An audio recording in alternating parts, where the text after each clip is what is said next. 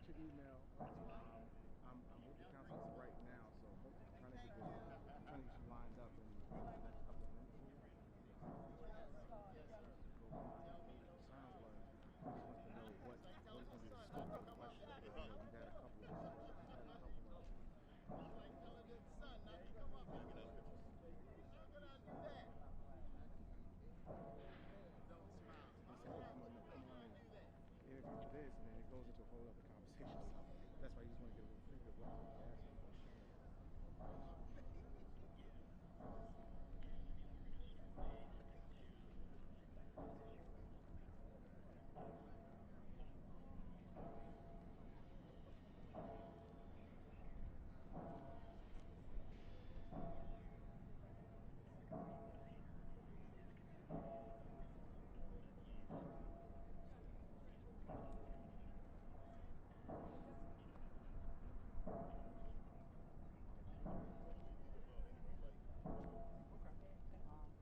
that's perfect. That's all the questions that we do. Give me about 5 minutes.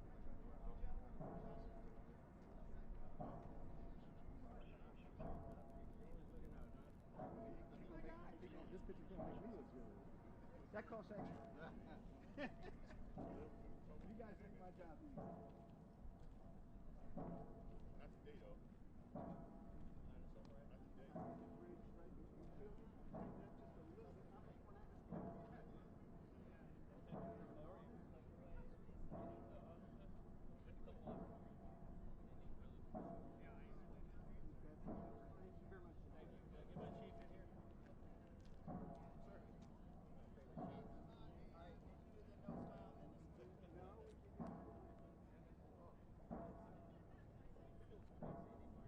Sir.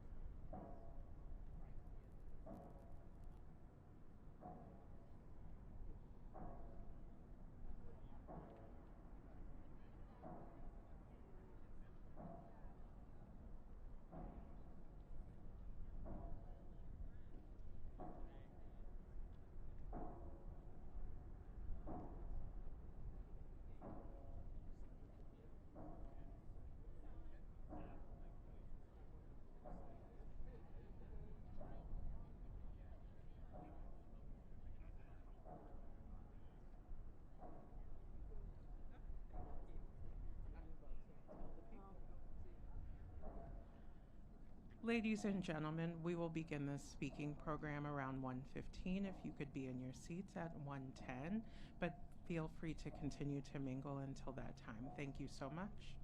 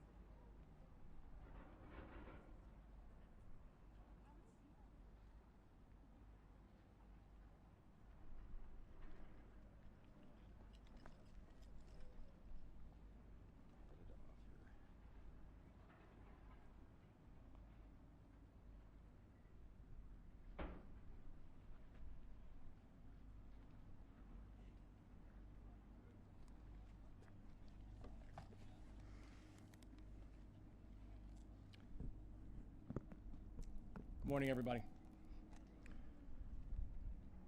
I want to thank everybody for being here. The family members and the loved ones, the first responders, our state's best, all of our local elected officials, all of our state leaders, all of our federal partners. I know the Maryland congressional delegation couldn't physically be here today, but I know they're not just with us in spirit, but they've been with us every step of the way. Thank you to all the port workers and the people who continue to make the Port of Baltimore the most remarkable in this country. And this morning, we return to a solemn place. We return to the water's edge. 2 years after a day that changed our state forever. Things look different, but the memories of that March morning, they remain as clear as ever. We remember looking out and seeing an enduring piece of the Baltimore skyline. A skyline, frankly, that has been there ever since I've been alive. That was then laying on top of a ship. A ship that was the length of 3 football fields. We remember the shock. We remember the sorrow. We remember the prayers that echoed all across the state of Maryland when our state woke up and realized the tragedy that had just taken place. And most of all, this morning we remember 6 patriots. People who worked while we slept. People who at that moment were unaccounted for. And the only ask that their families had was never forget about our family members. To the families of the victims, I know there is no words that we can say that can take away your grief, because the 6 victims of the Key Bridge collapse should be here right now. Rolian, Ronial, Castillo, Cabrera, Carlos, Daniel, Hernandez, Estrella, Alejandro, Hernandez, Fuentes, Miguel, Angel, Luna, Gonzalez, Jose, Minor, Lopez, Menor, Yacir, Suazo, Sandoval. All of them should be here now. But they're not gone from the hearts of all of us, and they're not gone from the hearts of all of those who love them. Viven en nuestros corazones. No pasa un día sin que pensamos en ustedes. Los vemos, estamos a su lado, y aquí estaremos, ahora y siempre.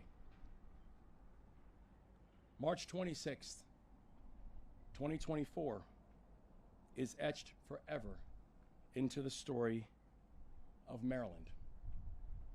But not just because of the horror of that morning. It's etched in our memories because of the heroism. It's etched in the memories that in the faces of one of the worst tragedies in our state's history, it was Marylanders who stepped up to serve, who were woken in the middle of the night, and were some of the first ones in the water, who were the ones who were making sure that people would stay off of the bridge. It's the firefighters who ran towards the danger before they even had a full understanding of what the danger even was. They just did it because people needed help. There was the private sector and the philanthropic groups who supported our people and who said, let us know how we can serve. It was the leaders at our local and our state and our federal levels who work not just around the clock, but who worked in partnership, because that's what that moment required. There were no guarantees that we were going to be successful in the work that we were doing. The only thing we knew that morning was that we were now looking at a catastrophe that this state had never seen before. But we stayed together. We stayed focused. We never forgot about those who we were searching for and eventually lost. And we showed the country what it meant to be Maryland tough and Baltimore strong. We faced enormous obstacles of twisted steel, a river of uncertainty, livelihoods at risk, but the skeptics could not stop our people.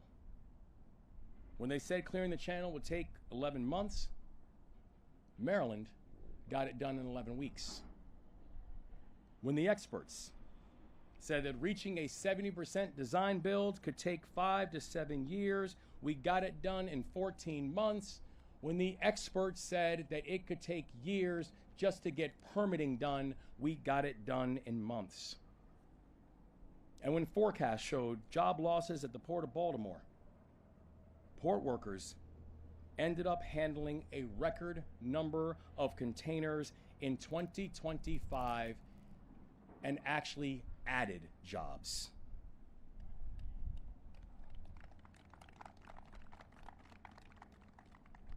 We remain committed to rebuilding the Francis Scott Key Bridge with intentionality, with speed, and with safety. And I will work with anybody to make sure that we see that happen. In January, I met with U.S. Secretary of Transportation Sean Duffy, and as Secretary Duffy has noted, this is the fastest moving large infrastructure project in the United States, and we plan on keeping it that way.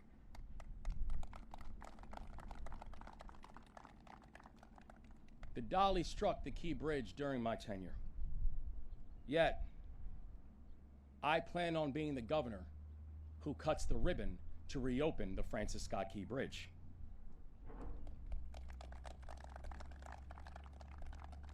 At a time when too many people wonder whether building big and great things is still possible in our country, Maryland, once again, is going to lead the way and show what is possible.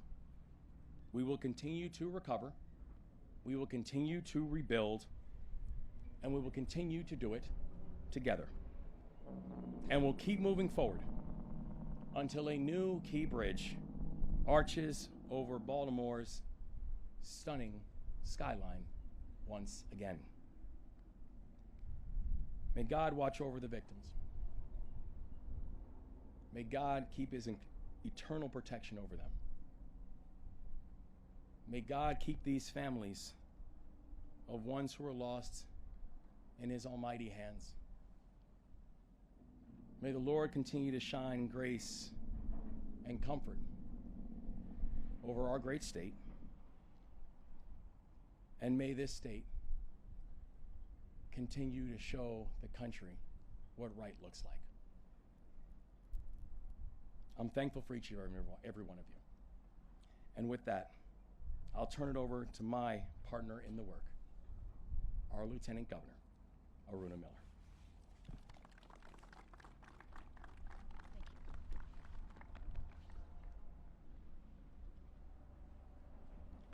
Thank you, Governor Moore. Good afternoon, everyone. They say that some days pass quietly and some days stay with us because they ask something of us. March 26, 2024 was one of those days. I will never forget the MDTA first responders who ran toward danger, the divers who entered dark, uncertain waters without hesitation, and everyone from the U.S. Army Corps of Engineers to our elected leaders local organizations to the construction crews, and to so many others who showed up day after day determined to rebuild. And I remember Governor Moore, a steady hand and a compassionate leader, guiding our state through one of the most difficult moments in our state history.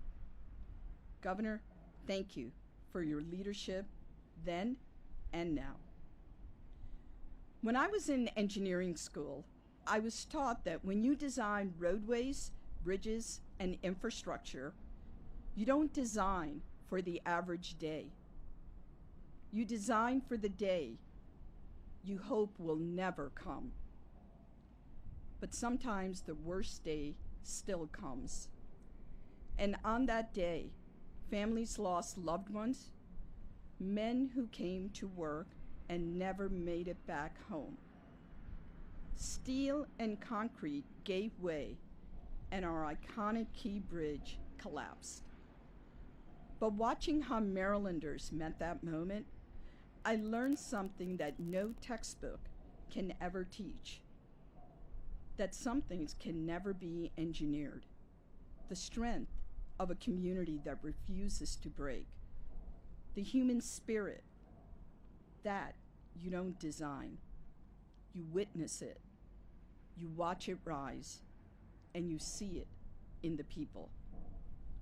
Today, 2 years after the tragic incident, we pause to remember those we lost. We stand with their families in grief and in love, and we honor the workers whose hands and hearts are rebuilding what was taken from us. We continue the work to rebuild. This will be Maryland's first cable-stayed bridge over 2 miles long, designed higher, stronger, safer, with 230-foot clearings to support modern shipping. Crews are driving massive steel piles, some more than 200 feet long and 8 feet in diameter, deep into the riverbed to anchor the new bridge. Foundations are being built with tens and thousands of concrete, each footing the size of 2 basketball courts. And this project is advancing, as you heard from the governor, at a pace faster than any other bridge projects across the country. So yes, we will rebuild the bridge with urgency and with the highest standards, because the people of Maryland deserve nothing less. 2 years ago, we faced the day that we hoped would never come. And today, we're doing what Marylanders do. We rebuild, we rise, and we move forward together. Now I'd like to invite the dynamic county executive from Baltimore County, Kathy Klossmeyer, to share some remarks with us.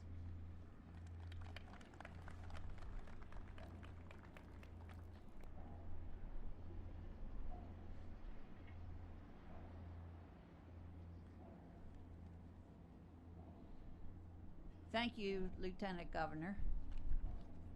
I don't know if I'm going to be as dynamic as you're saying, but I'll try my best.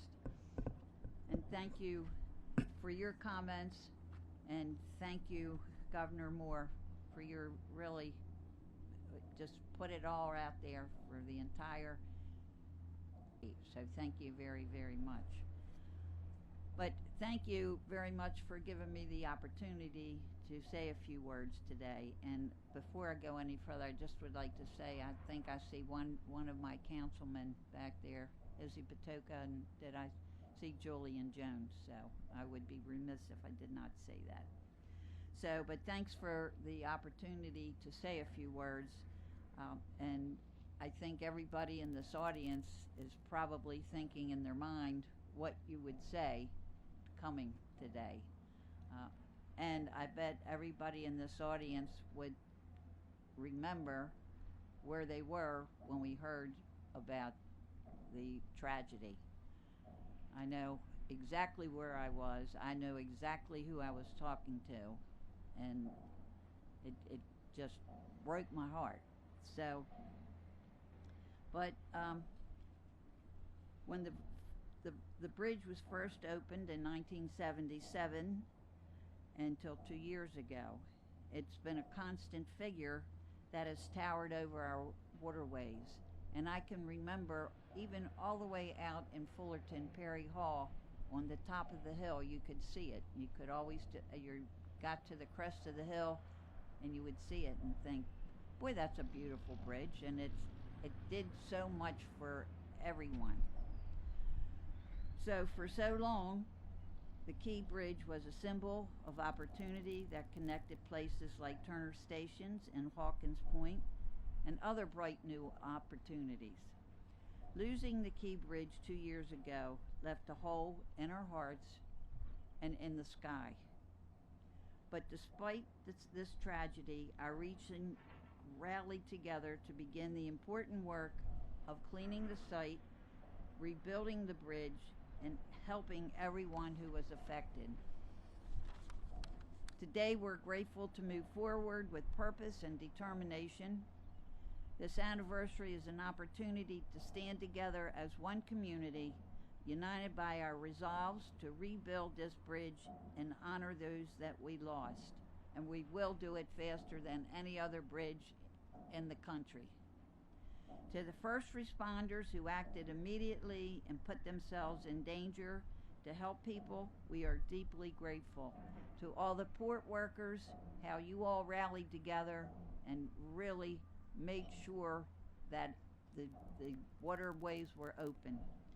And to the 6 lives we lost that day, 6 community members who were working to make this bridge and our region stronger, we will always remember and honor them. Please keep them in your thoughts and prayers, and we cannot forget them. And please always keep their families in your prayers as well. At this time, I'd like to take a moment of silence and so we can reflect on the legacy together, just for a minute.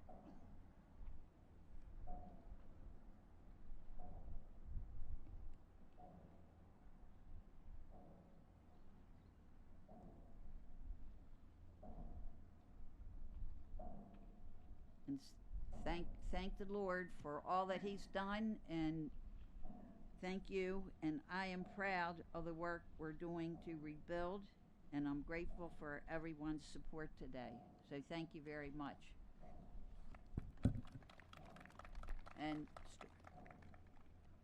Stuart, yeah, okay, come on up here. And next we have Anne Arundel County Stuart Pittman, the CE there. Dynamic too.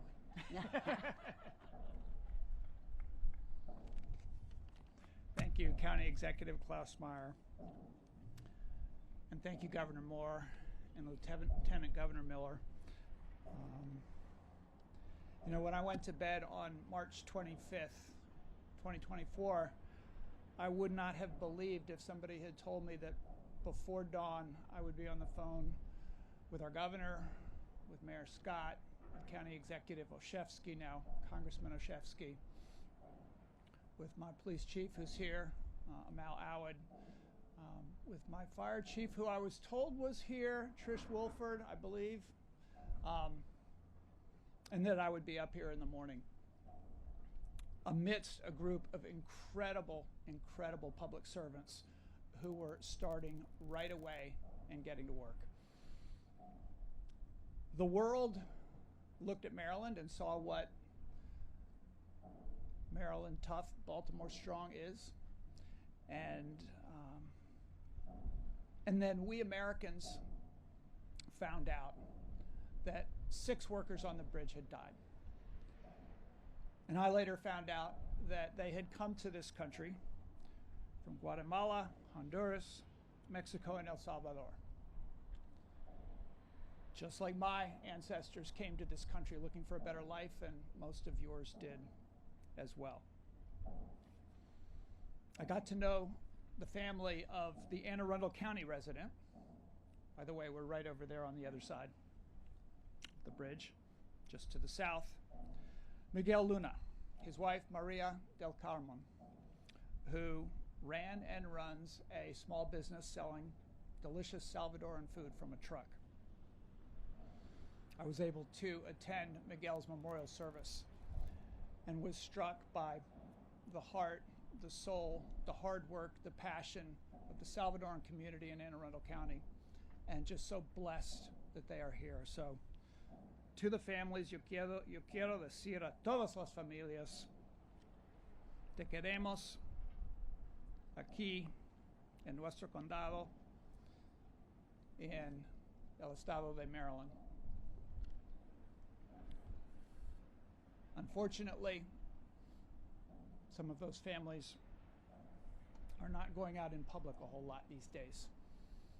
But in Maryland, we celebrate them.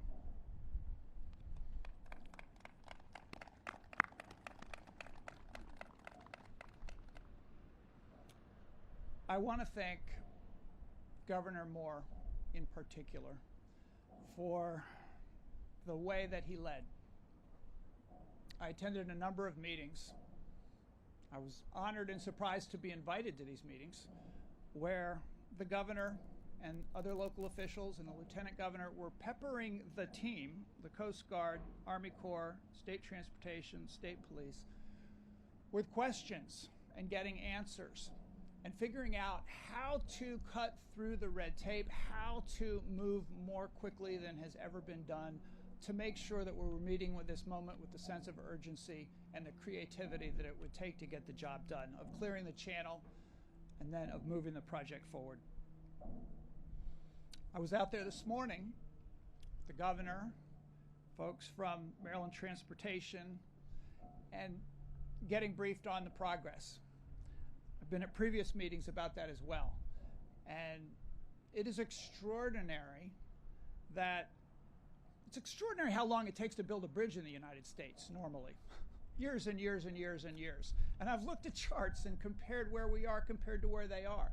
And ours is moving faster than anybody else's in the country for a bridge of this magnitude. They decided to do designing and building at the same time to move things forward quickly. They've expedited everything and had incredibly complex revenue sources to get the job done that have to be blended. And every one of those revenue sources, some coming from lawsuits, some coming from federal government, has to be managed according to the rules. And there are microscopes on this project from everywhere. So I believe this is the most transparent project that I've ever seen in my life, public project. And I just want to thank all of you who are working on it, that we are moving as quickly as we are. We had a moment of silence out there, and what was not silent was the hammer driving those pylons into the ground. You can hear them now. So I want to make sure that we always remember what happened on that day, and that we remember the 6 men who lost their lives, and that we embrace their families. I hope that we're working on a memorial idea that is permanent. We have a wonderful memorial that the families put together that is temporary. And we have a beautiful park for Smallwood, from which you can see the bridge, and a wonderful place to stand and remember what happened there, and to look at the beautiful new bridge that is going to happen while our governor is still in office. So thank you.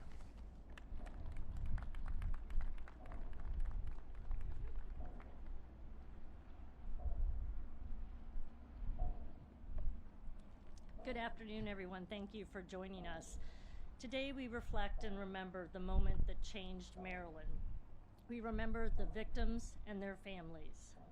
We remember the first responders from near and far who showed up 2 years ago and returned day after day.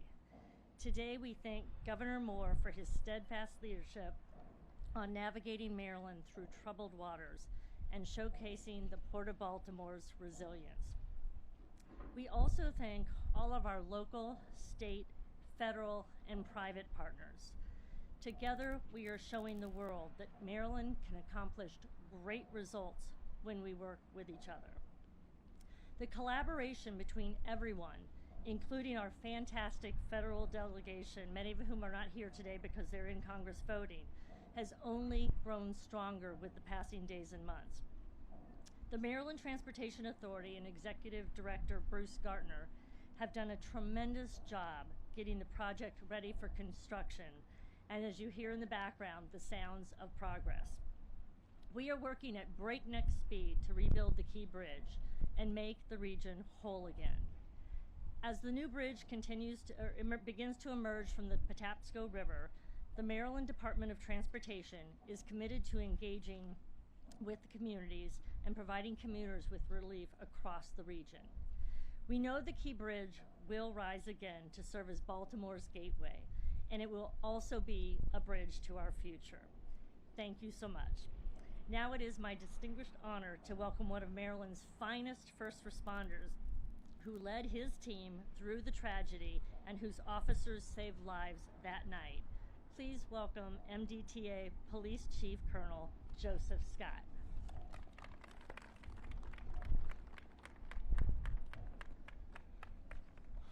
Good afternoon.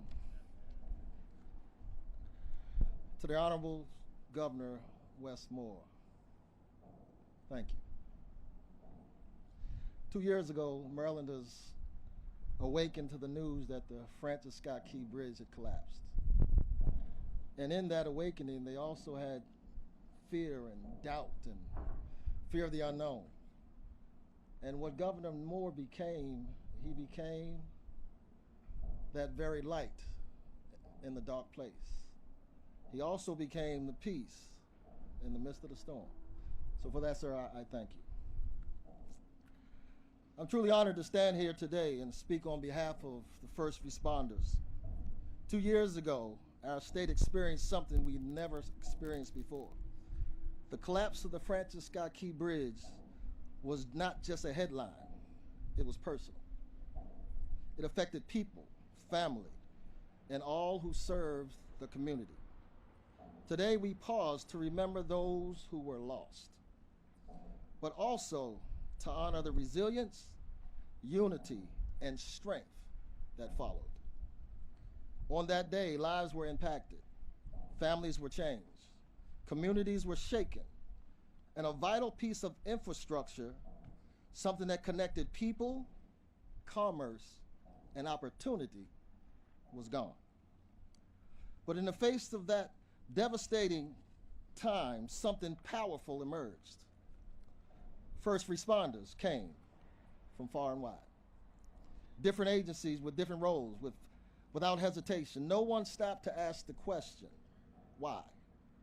People showed up ready to serve. I remember how the focus was on the people who were on the bridge. Every decision was about doing everything possible to protect and save lives. There was urgency, without a doubt, but there was also a deep level of care behind everything we did. I remember the teamwork, people who were working side by side, hand in hand, who had never met each other before. There was a trust, communication, a shared understanding that we were all in this together. And I will never forget the support from the communities, the messages, the outreach, community members showing up at police headquarters. It reminded us as first responders of why we do what we do. For the first responders community, this was more than an operational challenge.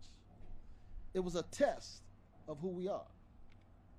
We defined it with humanity and how we cared for those who were impacted and how we cared for one another. We defined it with skill and how we responded, stayed focused, and did our job. And we defined it with grace during one of the most difficult moments that we had ever faced.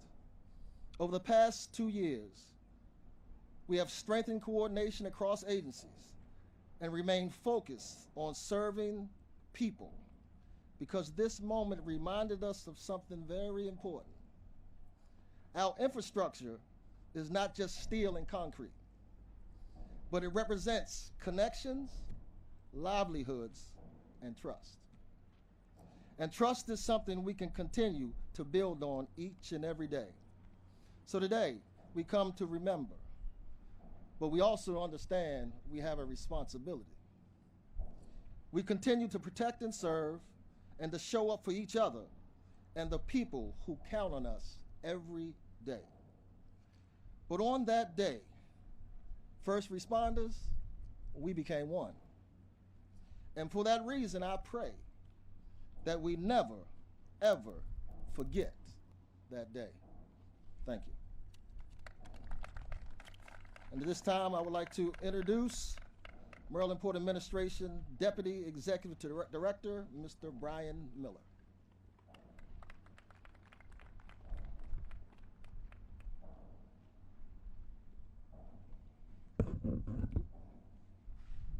Thank you, Colonel Scott. Governor, thank you for your leadership during the hardship and time that we went through. Much appreciated, sir. On behalf of Executive Port Director Jonathan Daniels, who is currently on the road right now securing more business for the Port of Baltimore, I appreciate the opportunity to be here today to represent the Maryland Port Administration and the Port of Baltimore. I join everyone in remembering the 6 men who lost their lives 2 years ago. When the dolly slammed into the Francis Scott Key Bridge in the early morning hours of March 26th, we had no idea how long the Port of Baltimore would be impacted. Our main shipping channel was blocked for 11 weeks, and ships that were destined to come to Baltimore to bring business to our state, to support tens and thousands of jobs, were instead diverted to other ports. 2 years later, we continue to feel the impact of this tragedy. But thanks to Governor Moore's leadership and the overall resiliency of our port partners, ILA longshoremen, truckers, and the overall supply chain, we're making great strides in our recovery. Happy to say that just last year, we set a new record for the largest number of containers to come through the Port of Baltimore, our second best year for handling cargo, which is a testament to the port community after what we went through. The Port of Baltimore will continue to progress forward in its recovery and more than ever support its mission of generating jobs, well-paying jobs, in Maryland through waterborne commerce. Thank you, and I turn it back over now to the Governor of the greatest state in the country, Maryland.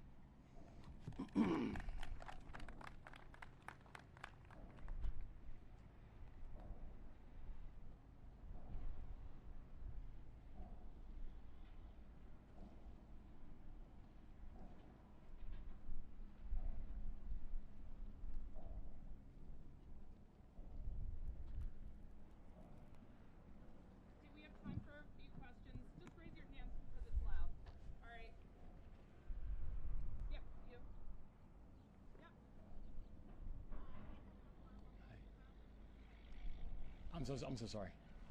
It's okay. It's okay. So you talked about building this bridge fast and safely and whatnot, but there are some people in the community who say that it's going too fast, and they wanted the design to incorporate what they call 21st century things like bike lanes. And I was just wondering if you could speak to those concerns. Thank you so much. Should I repeat the question? It's okay. So thank you for the question, and it's a concern that people are saying that we are building fast, but some people are saying that we're building too fast, that there are other things that we want to be able to get done, and they want us to kind of slow the process down. I genuinely understand the concern, and one thing that I'm very proud of this entire team, that we are working in very close coordination with the community, working in very close coordination with the communities that are the most directly impacted, communities like Dundalk and Turner Station. And we also know that speed and efficiency and intentionality and safety are still the priorities. That the promise that we made to the people of Maryland, the promise that we made to the people of this country, and the promise that we made to Congress, who authorized the 100% cost share that we now have with Congress, is that we are going to make this the fastest moving large project in this country, and we plan on standing by that. We know that the build that we are doing is a cable stay bridge, and that cable stay bridge, which was highlighted earlier, the importance of doing the design and the build at the same time, was that we know this bridge is going to be a bridge that is going to meet all safety requirements for 2026. We know that this is going to be a bridge that will be able to withstand the type of ships and the size and the enormity of the ships that are now moving, which are different than the size of the ships that we saw back when this bridge was completed in 1977. But the commitment that we have is that we are going to do something with a speed that this moment requires, and also, frankly, a speed that the Port of Baltimore requires.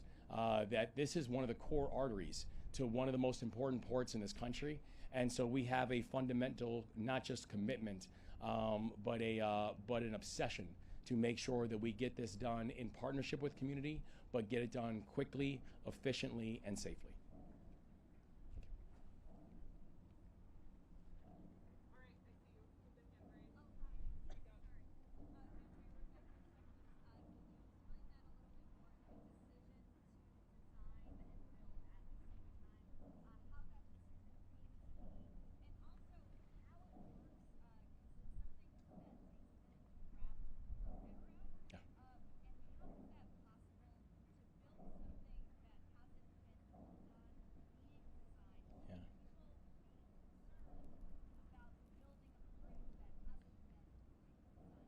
Absolutely. I'll take it initially, and then Madam Secretary, you want to, or Bruce after that.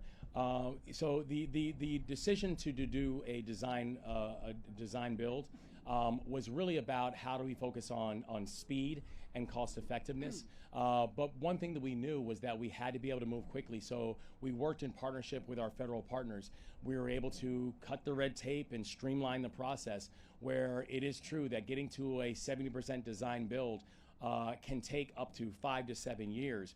This extraordinary team got it done in 14 months. And so there's been a historic speed that we've been able to move at, but we have not at all had to compromise safety. We've not at all had to compromise design within that process, because those were tantamount to anything else that was happening. Good afternoon, Bruce Gartner, Executive Director of MDTA. On the progressive design build model, it's a very safe model. The design build has been around for a long time in the country. What the engineers were able to do here is work closely on that design with the contracting team, so they know what is going in the riverbed here, starting from the ground up. So you have a lot of decisions, early decisions made, you lock those in, you keep going. So that is how this project has progressed. That's why you're seeing early works in the river right now before we finalize that.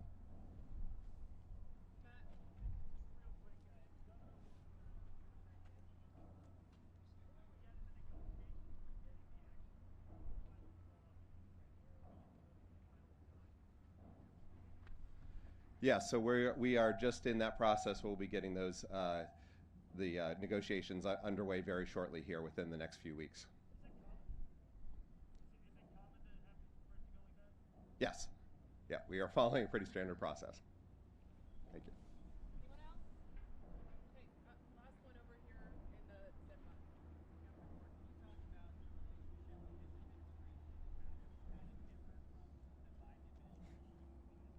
Yeah, we've been very grateful that Secretary Duffy and the Department of Transportation have been wonderful partners throughout this.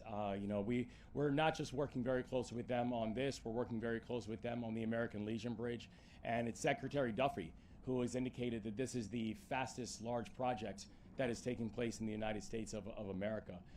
And so the people of Maryland know that I will work with anybody, and we are always going to put the people of Maryland first. We are not going to let anything else get in the way of supporting our folks, and we're glad that Secretary Duffy and the Department of Transportation have been good partners in that.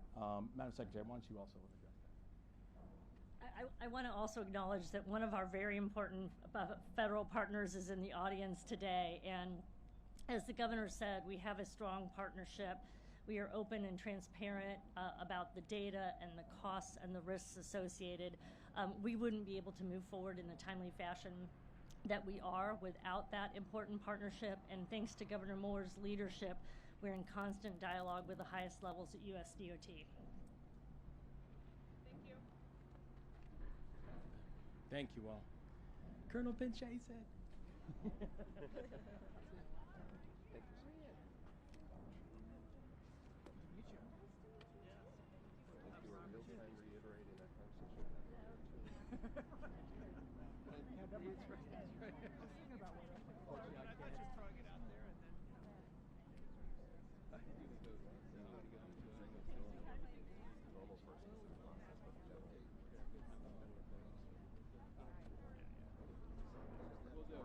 And I sent your phone number. too fast.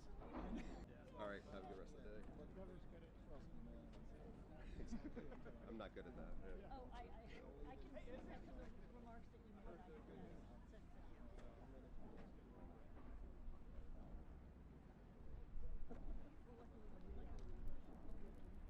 I know. I was lucky too. I wasn't.